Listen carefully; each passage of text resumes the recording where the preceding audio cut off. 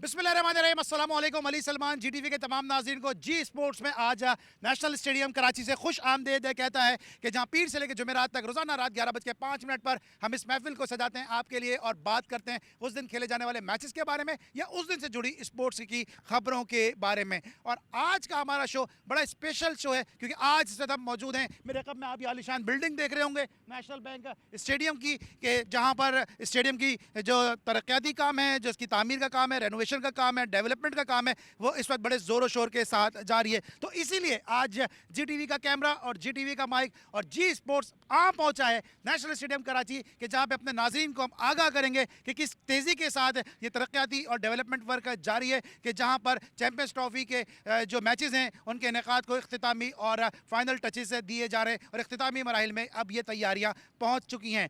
25 जनवरी deadline दी गई है कि 25 जनवरी तक इस स्टेडियम में तमाम तर तरक्याती काम मुकम्मल हो जाएगा और उसके बाद चैंपियंस ट्रॉफी के लिए इस ग्राउंड को तैयार समझा जाएगा। इस वक्त आप मेरे रकम में देख सकते हैं नेशनल बैंक स्टेडियम की वो ज़बरदस्त और तारीखी इमारत नज़र आ रही है कि तारीखी ग्राउंड है कि जहाँ पे 1950 की इब्तदाई दिहाई में यहाँ पर जो है वो मैचेस का इनेकाद शुरू हुआ। उसके बाद फिर फ्लड लाइट्स लगाई गई और पाकिस्तान और इंग्लैंड की टीमों के दरमियान पहला फ्लड लाइट मैच खेला गया और मुझे याद है कि उस मैच में एंड्रू फ्लिंटॉफ को man of the match award करार दिया गया था, उनको मैन ऑफ द मैच मिला था। इसके साथ साथ पाकिस्तान के लिए ये ग्राउंड हमेशा से खुशकिस्मती और खुशबख्ती की अलामत रहा है क्योंकि पाकिस्तान को यहाँ पे अब तक सिर्फ 2 ही मरतबा टेस्ट मैचेस में शिकस्त का सामना करना पड़ा।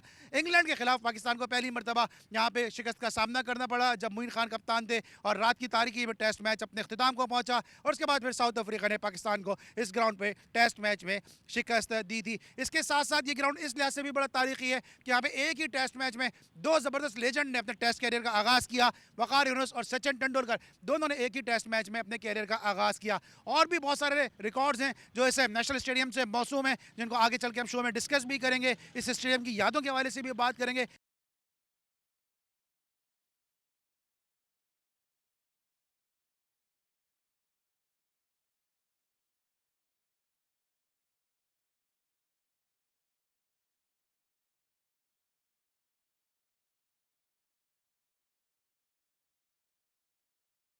जी नाज़रीन, और आप देख रहे हैं कि इस वक्त मैं मौजूद हूँ नेशनल स्टेडियम में कि जहाँ पर आईसीसी चैंपियंस ट्रॉफी के हवाले से स्टेडियम के रेनोवेशन का काम बड़ी तेज़ी के साथ जारी है। मेरे रकम में आप देख भी सकते हैं कि इस वक्त जो है वो फर्स्ट क्लास का मैच भी खेला जा रहा है और साथ साथ जो तामीराती काम है, जो तरक्याती काम है, वो भी इस वक्त जारी है। तो इस स्टेडियम की जो रेनोवेशन के हवाले से, इसके तरक्याती कामों के हवाले से गुफ्तगू करने के लिए इस वक्त मेरे साथ मौजूद हैं एक ज़बरदस्त कोनाबख्श स्पोर्ट्स जर्नलिस्ट है कि जिनकी बड़ी गहरी निगाह है क्रिकेट के उमूर पर और साथ साथ दीगर स्पोर्ट्स पर भी बड़ी खुलकर गुफ्तगू करते हैं। असगर अजीम साहब मेरे साथ मौजूद हैं, सीनियर स्पोर्ट्स जर्नलिस्ट हैं। असगर को शो में खुशामदीद कहते हैं। अस्सलाम वालेकुम असगर। वालेकुम अस्सलाम अली भाई। असगर, ये कितना आप इस तरक्याती जो रेनोवेशन का काम है इससे आप मुतमईन हैं जिस पेस के साथ ये काम हो रहा है? देखिए, वक्त कम मुकाबला सख्त, इस फार्मूले पर चेयरमैन पीसीबी ने अमल किया और आप ये देख लें कि नवंबर, दिसंबर और अब जनवरी तो काम जो है वो मरहलावार इसमें तेज़ी आई और उनके विज़िट ने बड़ा पॉजिटिव रोल अदा किया। उन्होंने 2-3 विज़िट जो किए उससे जो है कॉन्ट्रैक्टर में भी एनर्जी आई और यहाँ के जो लेबर काम कर रही है उनमें भी एनर्जी आई और उन्होंने कहा कि ये हमारे लिए एजाज़ है कि हम चैम्पियंस ट्रॉफ़ी की तैयारी के लिए इस टीम का हिस्सा हैं जो स्टेडियम की तजनो आराइश में लगी हुई है। और आप देख सकते हैं कि जो सूरत हाल यहाँ पर सामने है और जो डेडलाइन दी गई है 25 जनवरी की, गो के बार बार तारीखें चेंज हुई लेकिन अब कज़ाफ़ी स्टेडियम के साथ कराची को भी 25 जनवरी की डेडलाइन दी गई है कि इसको जो है अब पीसीबी इंतजामिया के हवाले कर दिया जाए ताकि हम चैंपियंस ट्रॉफी की बाकायदा प्रैक्टिकली यहाँ पे तैयारी शुरू कर दें। असगर, एक तनकीद भी की जा रही है कि तकरीबन 3-4 अरब रुपए अब तक इस ग्राउंड पे लग गए हैं और इतने में तो एक और स्टेडियम भी बन सकता था। आप समझते हैं तनकीद जायज़ है ये जितना जिस तेज़ी के साथ काम हो रहा है? क्योंकि जब जब जल्दी काम करते हैं, अर्जेंसी में काम करते हैं तो कॉस्ट और बजट भी बढ़ जाता है।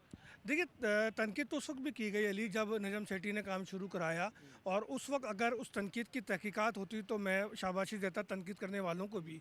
लेकिन इस बार जो काम हो रहा है देखें, ये वक्त का तकाजा था कि नए स्टेडियम को आप इंटरनेशनल मेयार पे लेकर जाएं और 3 अरब 75 करोड़ लमसम कुछ अमाउंट है जो नेशनल स्टेडियम पे ख़र्च किया जा रहा है। लेकिन उसके अंदर आप ये देखें कि 4 मंजिला जो इमारत बनाई जा रही है प्लस ग्राउंड, यानी कि 5 मंजिला इमारत जो बनाई जा रही है वो उस प्रोग्राम का हिस्सा है जहां आप ब्रॉडकास्टर को बैठाएंगे, जहां आप जो है वो टीमों को ड्रेसिंग रूम देंगे, जहां पर आप आईसीसी के जो टीमें होती हैं एंटी करप्शन वगैरह की उनको बैठाएंगे, दीगर सिस्टम करेंगे। गो के मीडिया बॉक्स का भी था वहाँ पे, तब हम उसको सेकंड फेज़ में ले गए हैं और अब जो है सेकंड फेज़ में ही जो है वो उसका काम होगा। चैंपियंस ट्रॉफी में मीडिया बॉक्स जो है वो पुरानी बिल्डिंग में ही मौजूद होगी। उसके साथ साथ आप ये देखें कि जो हमारे स्क्रीन थी, डिजिटल स्क्रीन, उसको जो है बाहर किया गया, उसकी हाइट ऊपर की गई और ये हम मीडिया वालों का भी बहुत मुतालबा था कि इस स्क्रीन को यहाँ से हटाया जाए, चूँकि 500 से 600 की कैपेसिटी जो थी सराइकिन की वो वहाँ पे रुक जाती थी, वो जो है ब्लॉक हो जाता था, तो वो उसको बाहर लेके जा रहे हैं। स्टेडियम में आप देखें कि जो लाइटें हैं वो सीधा हो गई थी, ख़त्म हो चुकी थी, बाद लाइटें जलती भी नहीं थी, कई दफ़ा मैच के दौरान जो है शॉर्ट सर्किट भी हुआ, तो उसको अब नई लाइटें लगाकर उसकी वायरिंग पूरी जदीद की जा रही है। इसके साथ साथ एक बड़ा मसला था जिसके लिए हमने साबिक चेयरमैनों से भी बात की, रमीज़ राजा से भी कई दफ़ा कहा, तो वही कहते हैं हमने ऑर्डर कर दिया, ऑस्ट्रेलिया से कुर्सियाँ आ रही हैं, लेकिन रमीज़ राजा चले गए, वो कुर्सियाँ नहीं आई। तो मोहसिन नकवी को ये क्रेडिट तो जाता है कि नेशनल स्टेडियम को शादी ब्याह की कुर्सियों से उन्होंने निजात दिला दी, उससे जान छूट गई है और अब नई कुर्सियाँ उन पवेलियन में लगाए जा रहे हैं जहाँ पर कुर्सियाँ नहीं थी, जहाँ पे जीने थे और उसके ऊपर शायकीन बैठते थे। फिर आप ये देखिए कि वो नसीमुल गनी और इकबाल कासिम इंक्लोजर जिसकी जगह ये बिल्डिंग बनाई जा रही है, तो इसमें कोशिश ये की जा रही है कि जो कैपेसिटी है 33,000 प्लस की या 34,000 प्लस की जो नेशनल स्टेडियम की, वो मुतासिर ना हो और वो कैपेसिटी अपनी जगह मौजूद रहे। तो बहुत ज़बरदस्त स्टेप है, अच्छा काम है। फिर वो जो जाले ज़माना कदीम के लगे हुए थे जिससे मैच नज़र भी नहीं आता था, ख़ासकर जो लोग फ्रंट पे नीचे बैठते हैं इंक्लूजर में, उनको बहुत ज़्यादा मुश्किलात होती थी, उनकी जगह अब जो है बिल्कुल ग्रिल लगाई जा रही है, लेकिन वो ग्रिल उस स्टाइल की है जिसमें मैच देखने में कोई मुतासिर ना हो और मैच बिल्कुल वाज़ेह तौर पर देख सकें। बिल्कुल, यहाँ पे जो ज़माने कदीम के जो जंगले थे उनको अब हटा दिया गया है और अब एक ऐसी ग्रिल लगाने की बात की जा रही है कि जिससे विजिबिलिटी जो है वो स्पेक्टेटर की जो है वो मज़ीद बेहतर हो जाएगी और शायकीन क्रिकेट ग्राउंड में आके भी मैच को एंजॉय कर सकेंगे। लेकिन असगर साथ साथ जिस तरह तेज़ी के साथ ये काम हो रहा है, आपको लगता है कि ये जो डेट दी गई है, जो डेडलाइन दी गई है 25 जनवरी की, ये काम मुकम्मल हो जाएगा उस वक्त तक? देखिए मुकम्मल बिल्कुल हो जाएगा, मुझे यकीन है जिस स्पीड से काम हो रहा है वो हो जाएगा। लेकिन अगर मैं दुनिया की मिसालें दूं तो अभी जो अमेरिका में वर्ल्ड कप हुआ उसमें कौन सी चीज़ें अपडेट थी, वहाँ तो आईसीसी ने अपनी आंखें बंद कर ली थी, इवन के बारिश में पूरी की पूरी पिच बह गई लेकिन वो कुछ नहीं कहा उसने और वहाँ पे मैच के दौरान काम होते रहे। इसी तरीके से जब इंडिया में एक इवेंट था तो या बांग्लादेश में एक इवेंट था तो वहाँ भी काम होता रहा और वर्ल्ड कप की तैयारियाँ चलती रहीं। लेकिन यहाँ हमारे चेयरमैन ने इस बात का दावा किया है कि वो 25 जनवरी तक स्टेडियम को मुकम्मल कर लेंगे, ना सिर्फ इसे बल्कि पिंडी को भी और कज़ाफ़ी स्टेडियम लाहौर को भी। तो यकीनन ये काम मुकम्मल हो जाएगा और जो लोग वावेला कर रहे हैं वो ये बात जान लें कि अब उनकी एक नहीं चलेगी। चैंपियंस ट्रॉफी पाकिस्तान में होना था, पाकिस्तान में हो रहा है, पाकिस्तान में ही होगा।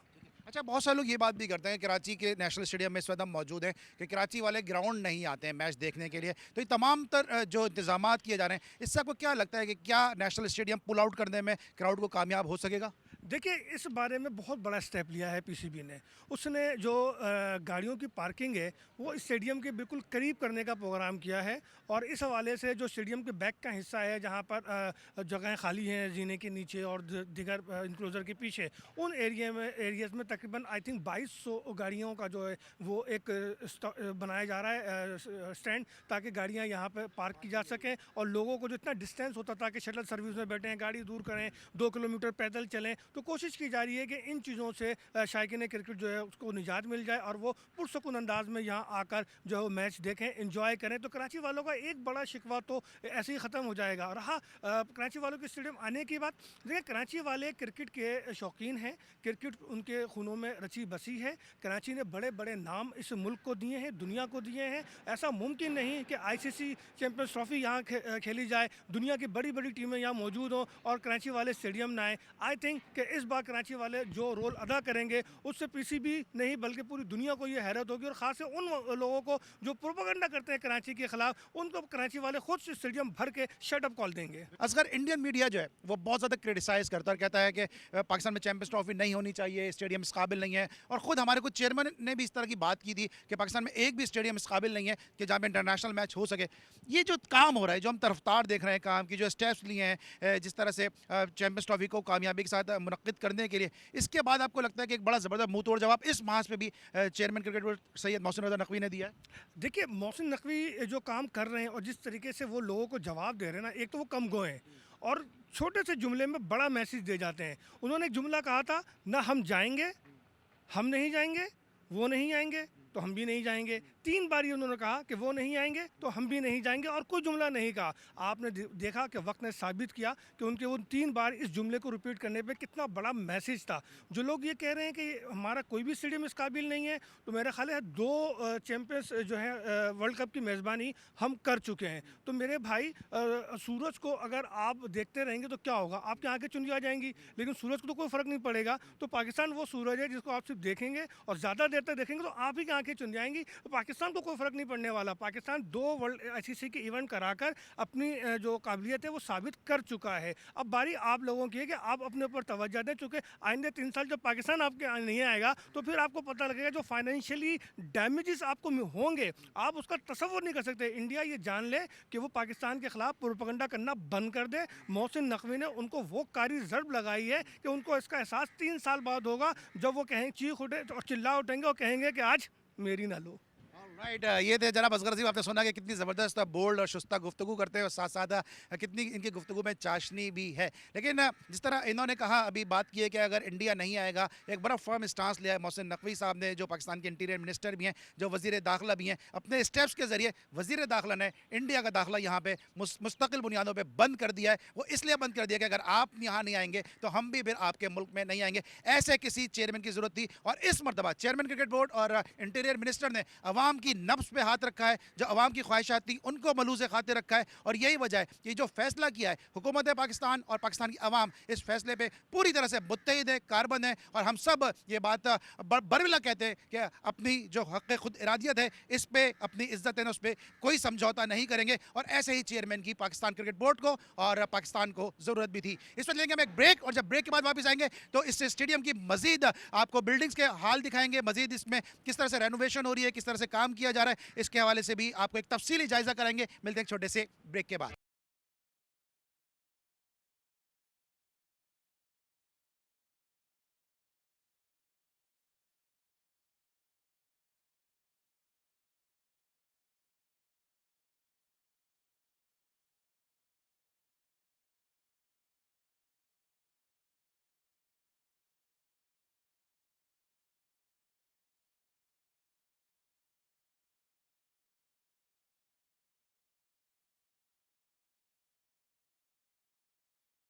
Welcome back after the break. और ब्रेक पर जाने से पहले हम बात करते हैं senior sports journalist Asghar Azim से, पाकिस्तान के इस इनिशिएटिव के हवाले से, चैंपियंस ट्रॉफी के हवाले से, स्टेडियम की तज़ीन और आराइश का जो काम जारी है इस हवाले से। लेकिन अब हम थोड़ा बात करेंगे कि जो आईसीसी की टीम ने विजिट किया और किस हद तक वो मुतमईन होकर यहाँ से गए। असगर, किस हद तक आप समझते हैं कि आईसीसी का जो विजिट था वो टीम मुतमईन होकर यहाँ पर गई है और आसानी के साथ और कामयाबी के साथ जो है मैचेस का इनेकाद हो सकेगा?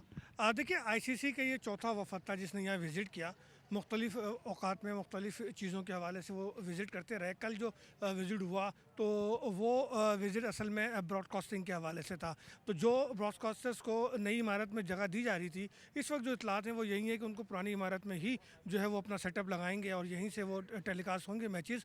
और जहाँ तक मुतमईन होने वाली बात है तो अली भाई, तमाम वफूद मुतमईन होकर गए हैं, और हमारी इतलात यही है कि मैचेस यहीं पे होंगे, बर वक्त होंगे, और वो लोग 100% मुतमईन होकर गए हैं। उनको जो ब्रीफिंग दी गई है वो उस ब्रीफिंग से भी मुतमईन है। और पुरानी इमारत को उन्होंने तमाम जगहों पर गए थे, वो चेयरमैन बॉक्स भी गए थे, मीडिया बॉक्स भी गए थे, उन्होंने वो जो रिकॉर्ड बोर्ड है वो भी उन्होंने देखा और बड़ी दिलचस्पी का इजहार किया था। तो आई थिंक 100% मुतमईन है, और इंशाल्लाह मैच अपने शेड्यूल के मुताबिक कराची में ही होंगे। अच्छा, पाकिस्तान की आवाम टीम इंडिया को कितना मिस करेगी? ये तो मिस तो करेंगे, यकीनन करेंगे, और कोई इसमें शक नहीं है कि इंडिया की टीम एक बड़ी टीम है। उसके प्लेयर को हम देखना चाहते हैं, हमारे पाकिस्तानी देखना चाहते हैं। इसी तरीके से इंडियन अवाम पाकिस्तान टीम को अपने मुल्क में देखना चाहती है। लेकिन अब सियासत का क्या करें, हाय हाय करें या क्या करें। अच्छा, दूसरी तरफ जो इत्तलात हैं वो ये कि अफगानिस्तान के साथ खेलने से भी कई ममालिक ने मना कर दिया है। इससे आपको लगता है कि चैंपियंस ट्रॉफी का मज़ा जो है वो थोड़ा सा जो है किरकिरा होगा?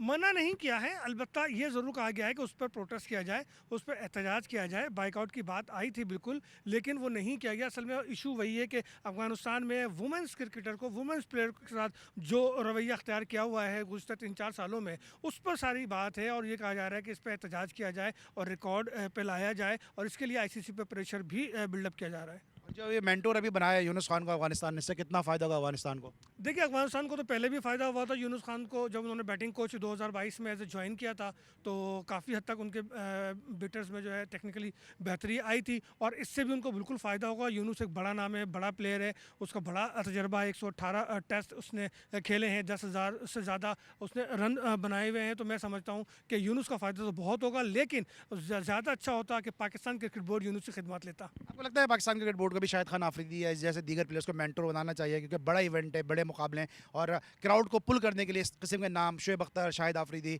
इंजमाम ये बड़े ज़रूरी हैं? देखिए, मैं समझता हूँ कि दौरे हाजिर में शाहिद आफरीदी एक बड़ा नाम है क्राउड के हवाले से और अपने उसके फेलोशिप के हवाले से। तो मेरा ख्याल है शाहिद को तो लेना चाहिए। इंजमाम अपनी जगह काबिल एहतराम है, मिसबा भी लिए जा सकता है, लेकिन उसके साथ साथ I think as a mentor और पब्लिक के लिए सरफराज को भी लेना चाहिए, खासकर कराची में।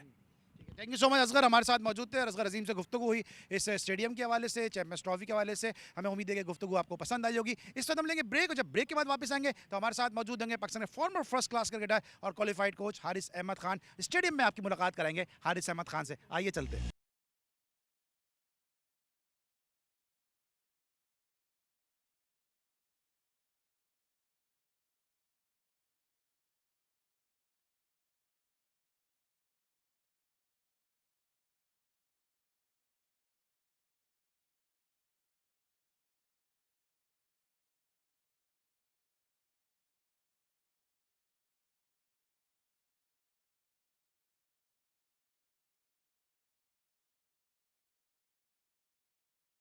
Welcome back after the break. और इस वक्त हम नेशनल स्टेडियम में मौजूद हैं, और जिस तरह हमने पहले भी कहा कि 1950 की इब्तदाई दिहाई में इस स्टेडियम की तामीर का काम शुरू हुआ, और अभी भी आप देख रहे हैं कि चैंपियंस ट्रॉफी के हवाले से तामीराती काम, तरक्याती काम, रेनोवेशन, डेवलपमेंट वर्क इस वक्त जारी है। और इस वक्त मुझे एक ऐसी शख्सियत ने ज्वाइन किया कि जिन्होंने कराची को रिप्रेजेंट किया, पाकिस्तान कस्टम को रिप्रेजेंट किया, और इस स्टेडियम में बहुत ज़्यादा क्रिकेट खेली है, बहुत ज़्यादा उनकी जो सुनहरी यादें हैं वो इस स्टेडियम से वाबस्ता हैं। मेरे साथ मौजूद हैं पाकिस्तान के ज़बरदस्त ऑफ स्पिनर, और अनलकी रहे कि पाकिस्तान के लिए टेस्ट क्रिकेट नहीं खेले, वरना सलाहियतें, स्किल और टैलेंट के लिहाज से ये किसी से भी कम नहीं रहे। पाकिस्तान की फर्स्ट क्लास क्रिकेट का बड़ा नाम, पाकिस्तान के क्वालिफाइड कोच हारिस अहमद खान साहब हमारे साथ मौजूद हैं। हारिस भाई को शो में खुशामदीद कहते हैं। अस्सलाम वालेकुम हारिस भाई। वालेकुम सलाम Ali, thank you very much for having me.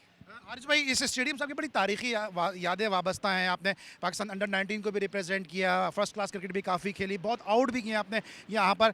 कितनी खुशी हो रही है आपको ये देख के कि एक तवील अरसे के बाद डेवलपमेंट वर्क, रेनोवेशन का काम इस स्टेडियम पे किया जा रहा है? देखिए, डेवलपमेंट और रेनोवेशन जो अभी नेशनल स्टेडियम कराची में हो रही है, ये बहुत ही खुशाइन बात है। और इसलिए भी है कि जो आपको सबको पता है, पूरे पाकिस्तान को पता है कि चैम्पियंस ट्रॉफी एक बहुत ही बड़ा इवेंट है, और सारी दुनिया की टीमें यहाँ पर आ रही हैं सिवाय इंडिया के। अब बहुत खुशाइन इक़दाम है पाकिस्तान क्रिकेट बोर्ड का कि इन्होंने जो फार पवेलियन के जो अपोजिट हिस्सा है उसको जो है अहमियत दी है, और वहाँ पर जो है जो स्ट्रक्चर इन्होंने मेन पवेलियन जो है वो ट्रांसफ़र कर रहे हैं वो यहाँ पर। और मैं अभी देख रहा हूँ कि अगर सामने अगर आप देखेंगे कि 4 मंजिला इमारत है ये, और उसमें 48 कमरे मुझे नज़र आ रहे हैं। तो it's a very good sign for the stadium and for the cricket too. जो इनिशिएटिव लिया है मोहसिन नकवी साहब ने, उन्होंने जब चार्ज संभाला उन्होंने कहा कि पाकिस्तान का एक भी स्टेडियम इस काबिल नहीं है कि यहाँ पर इंटरनेशनल मैचेस हो सकें। आपने काफ़ी क्रिकेट इस ग्राउंड पे खेली है और दीगर पाकिस्तान के स्टेडियम्स में खेली है। इस स्टेटमेंट से आप किस हद तक मुत्तफ़िक़ हैं कि क्या आया वाकई हमारे स्टेडियम इस काबिल नहीं है कि इस पर इंटरनेशनल क्रिकेट खेली जा सके, जिसकी वजह से सब कुछ मेला सजाया जा रहा है? बिल्कुल उनकी बात सही है, क्योंकि आजकल मॉडर्न डेज क्रिकेट में ऐसा होता है कि जो आपके इंटरनेशनल ग्राउंड होते हैं, टेस्ट क्रिकेट के ग्राउंड होते हैं, या ज़्यादा ODI खेले जा रहे होते हैं, उसी ग्राउंड में आपने देखा कि उस ग्राउंड के अंदर या उसी ग्राउंड की प्रेमिसेस में या उसके बराबर में जो है 5 स्टार होटल्स होते हैं। तो टीमों के लिए आसानी होती है कि वो ट्रैवल वहीं से वॉक करके जो है अपने जो है होटल मूव कर जाएं। इसलिए आपने देखा कि यहाँ पर ट्रैफिक का भी मसला होता है, और टीमों की ट्रैवलिंग में भी जो है 2-2 घंटे पहले जो है उनको आना पड़ता है, और हाफ एन आवर की कम से कम ट्रैवलिंग होती है। तो इन चीज़ों से बचने के लिए उन्होंने सारी चीज़ें जो है वो एक जगह पे लाने के लिए ये चीज़ की है। और मुझे सुनने में आ रहा है वल्लाह आलम के ये सही भी है कि नहीं, कि वो ब्रिज को भी जो है यहाँ से टर्न करके पवेलियन की तरफ से लेके आएंगे, जो कि आपका नेशनल कोचिंग सेंटर के सामने जो है, ताकि टीमों को आने और जाने में आसानी हो सके। तो it's a very good sign. अच्छा, ये तो चले हमने डेवलपमेंट और रेनोवेशन का जो वर्क है उसके बात की है, लेकिन अब क्रिकेटिंग पॉइंट ऑफ व्यू से बात करते हैं कि जो कामयाबी पाकिस्तान ने हासिल की है कि इंडिया अगर नहीं आ रहा हम भी इंडिया खेलने नहीं जाएंगे, पहली मरतबा एक फर्म स्टांस लिया किसी भी चेयरमैन ने, वरना इससे पहले हम हमेशा से लेट डाउन होते थे इंडिया के सामने और उनकी शराइत पे हम खेलते थे। इस स्टांस को किस तरह से देखते हैं? देखिए, बात सही थी लेकिन आपने कहीं कॉम्प्रोमाइज़ तो किया ना। अब हम जो इंडिया से मैच खेलेंगे वो हाइब्रिड सिस्टम के तहत जो है वो दुबई में जाके खेलेंगे। इंडिया तो नहीं आ रही है यहाँ पर। वो लाज़मी बात है, आपको पता है कि पॉलिटिकली उनका मोटिवेशन है, उनकी जो भी है वो उसकी वजह से इंडिया की टीम नहीं आ रही। अगर आप इंडियन प्लेयर्स से पूछेंगे, पाकिस्तानी प्लेयर्स से पूछेंगे तो दोनों के दोनों जो है इस हक़ में है कि दोनों टीमें जो है एक दूसरे के ख़िलाफ़ खेलें और एक दूसरे की कंट्री में जाके खेलें। तो ये हमेशा से रहा है, लेकिन मेरे ख़्याल से पॉलिटिकल इसमें इन्वॉल्वमेंट है जिसकी वजह से जो है इंडिया यहाँ नहीं आ पा रही। लेकिन आप नहीं समझते कि इंडिया में आईसीसी के इवेंट भी होने हैं, इंडिया से ब्लाइंड T20 जो वीमेन वर्ल्ड कप है उसकी मेज़बानी भी ले ली गई है, तो पाकिस्तान ने कहीं ना कुछ गेन ज़रूर किया है। यार अली, तुम भी ये बात समझते हो कि इंडिया के क्रिकेट बोर्ड जो है और इंडियन लॉबी जो है बहुत स्ट्रांग है और इस सिलसिले में उन्होंने जो है वो जो मेरे ख्याल से ये छोटे टूर्नामेंट थे जिसकी वजह से उन्होंने उस पर उनका कोई असर नहीं पड़ेगा इस बात से उनको। तो लेकिन इस बात को ज़रूर देखना चाहिए। मैं तो इंडियन गवर्नमेंट से रिक्वेस्ट ही कर सकता हूँ कि प्लीज़ आप यहाँ आएँ, अपनी टीम भेजें। बहुत अच्छा है, पाकिस्तानी शायकीन जो है आपके क्रिकेटर्स को बहुत पसंद करते हैं। यहाँ की पब्लिक बहुत मेहमान नवाज है, बड़ी इज़्ज़त देगी, बड़ी इज़्ज़त देती है। तो इसलिए जो है ये बहुत इम्पॉर्टेंट है कि ये दोनों नेशंस आपस में खेलें और बड़ा खुशाइंद होगा दोनों के लिए। और अब वो सवाल जिसका आपसे बहुत ज़्यादा आजकल सवाल किया जा रहा होगा, क्योंकि मुझे याद है कि जब नौजवान क्रिकेटर ने अपने कैरियर का आगाज़ किया, पहली मरतबा इंडिया में इंटर स्टेट टूर्नामेंट खेलने के लिए पाकिस्तान कस्टम्स की टीम गई और वहाँ पे नौजवान जो 9 उम्र साइम अयूब थे उस वक्त गए कस्टम्स के साथ और हारिस भाई कस्टम के साथ एक तवील अरसे से वाबस्ता है। साइम का जो प्रोग्रेस हुई है उसमें पाकिस्तान कस्टम्स का बड़ा नाम आता है, PIA का बहुत नाम आता है कि जो इनिशियल उसका स्टेज था उसमें आप दोनों डिपार्टमेंट ने बड़ा सपोर्ट किया। साइम का कैरियर किस तरह देखते हैं? और आप सईद अनवर के साथ भी काफ़ी खेलें, उनको जो रिजेम्बलेंस दी जा रही है सईद अनवर से, टू अर्ली है या आपको लगता है कि वो उस नक्शे कदम पे वो चल रहे हैं? नहीं, it is too early, it is too early. Saeed Anwar जो है अभी बहुत ऊंचा नाम है, बड़ा ऊंचा मकाम है। साइम ने अगर उसके शूज़ पहन रहे तो अभी बहुत उसने जो है ना आगे जाना है। साइम ने बड़ा खुशाइंदा ज़रूर है, जैसा कि आपने जिक्र किया कि कस्टम्स क्रिकेट एकेडमी जी टीम इंडिया गई थी और वो इंडिया में जीत के आए, जिसका पार्ट थे साइम अयूब उस टीम का। तो हमने हमेशा कस्टम्स क्रिकेट एकेडमी जो है ना वो पायनियर रही है क्रिकेट डेवलपमेंट में और कोचेस डेवलपमेंट में भी। तो बड़ा खुशाइंद होता है कि जब आपके इंस्टीट्यूट के कोई लोग तरक्की करते हैं और प्रोग्रेस करते हैं और अपना नाम बनाते हैं पाकिस्तान के लिए, तो लाजमी बात है उस इंस्टीट्यूट का नाम भी आता है। जैसे कि आपने इस बात का जिक्र किया, तो बहुत दिली खुशी होती है कि यहाँ से लोग जो है अब शान मसूद भी जो है कस्टम क्रिकेट एकेडमी का पार्ट रहे हैं, तो बड़ा अच्छा है और I wish him good luck for the future. और अभी इन्होंने शान मसूद का नाम लिया, अगर मैं नाम गिनवाने पर आऊँगा तो शायद प्रोग्राम का वक्त कम पड़ जाए कि अफगानिस्तान के प्लेयर है। मैं खुद आई विटनेस हूँ किस तरह मोहम्मद नबी खेला करते थे, समीउल्लाह शनवारी जो उनके राइट आर्म लेग स्पिनर हैं वो पाकिस्तान कस्टम्स के लिए खेलते थे, शहजाद मोहम्मदी खेला करते थे, हामिद हसन जो है वो पाकिस्तान कस्टम्स के लिए खेलते थे। इसके अलावा इंग्लैंड से बिलाल शफायत आके पाकिस्तान कस्टम्स के लिए खेलते थे। तो एक प्लेटफॉर्म, एक नर्सरी का रोल पाकिस्तान कस्टम्स ने प्ले किया है। अब ये जो साइम की इंजरी हुई है, आपको क्या लगता है कि जिस तरह उन्होंने एक स्टेटमेंट भी दिया कि मैं अपने पाँव पर वजन डाल सकता हूँ और बेहतरी की जानिब गामजन हो, क्या उनको खिलाने का रिस्क लेना चाहिए? नहीं, बिल्कुल भी नहीं लेना चाहिए। क्यों लेना? जब तक कि उनकी रिकवरी ना हो और जब उनको फ्रैक्चर है, आप भी समझते हैं अली, मुझे भी रह चुका है, आप भी खुदा ना खास्ता कभी हुआ हो, लेकिन जिसको भी फ्रैक्चर होता है उसका हीलिंग प्रोसेस जो है उसका टाइम तकरीबन 5-6 हफ्ते का ही होता है और वो हील करके प्रॉपर जो है अपनी फिटनेस के साथ वापस आएँ तो उनके लिए भी अच्छा है, उनके फ्यूचर के लिए भी बेहतर है। शान मसूद की बात करते हैं, शान मसूद का क्या फ्यूचर देख रहे हैं उनकी कैप्टनसी का? क्योंकि ट्रैक रिकॉर्ड कहा जा रहा है कि जावेद बरकी के बाद पाकिस्तान के सबसे ज़्यादा नाकाम कप्तान है। मैं अगर आप दिल की बात, ऑनेस्ट बात पूछें, मैं बहुत अरसे से बोल रहा था कि शायद मसूद को कप्तान होना चाहिए पाकिस्तान टीम का। क्यों? इसकी वजह एक तो यह है कि उसका जो माइंड है बहुत ही अच्छा है, बहुत पॉजिटिव रहता है, गुड थिंकर है, पॉजिटिव थिंकर है, विजडम अच्छी है क्रिकेटिंग उसकी और फिट प्लेयर है। हाँ, मैं ये कह सकता हूँ कि फॉर्म आती जाती है, उसको भी इस बात का रियलाइजेशन होगी कि आप अगर अपनी टीम में रहना है, क्योंकि ये एतराज़ उठते हैं कि आपका कप्तान आपने बना दिया और परफॉर्म नहीं कर रहा। अब 145 की इनिंग खेली है, लोगों को कुछ रियलाइज़ हुआ होगा कि इस बच्चे में भी टैलेंट है। लेकिन शान को भी रियलाइज़ करना चाहिए इस बात को कि जब वो कप्तान है तो बीइंग ए कैप्टन हर आदमी उसकी तरफ देख रहा होता है। एक कमांडर को जब वो देख रहे होते हैं, एक लीडर को देख रहे होते हैं, तो वो लीडरशिप क्वालिटी आप में होनी चाहिए, करनी चाहिए कि आपको परफॉर्म करना है, हर हाल में परफॉर्म करना है। अगर आप परफॉर्म करेंगे तो आप देखेंगे रिस्पेक्ट आप गेन करते चले जाएंगे।